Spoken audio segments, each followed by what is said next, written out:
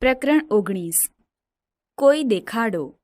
વિદ્યાર્થી મિત્રો, આ કવિતા ગુજરાતી લોકસંસ્કૃતિ અને લોકસંગીતની મીઠી મહેક ધરાવે છે.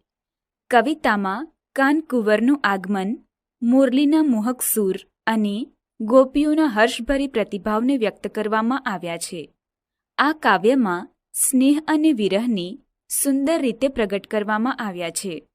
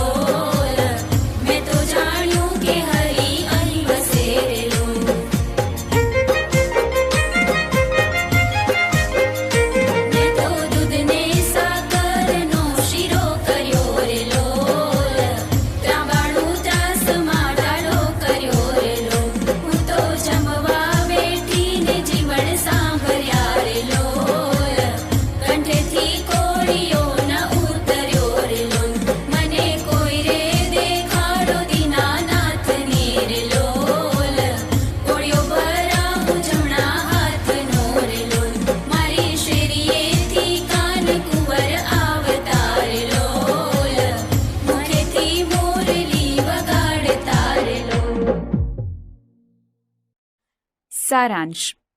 આ કવિતા કાનકુંવરના આગમનનો આનંદ અને ઉત્સાહ દર્શાવે છે. કવિ કાનકુંવરનું સ્વાગત કરવા અને તેમના આગમનથી થતા ઉત્સવની ભાવના રજૂ કરે છે.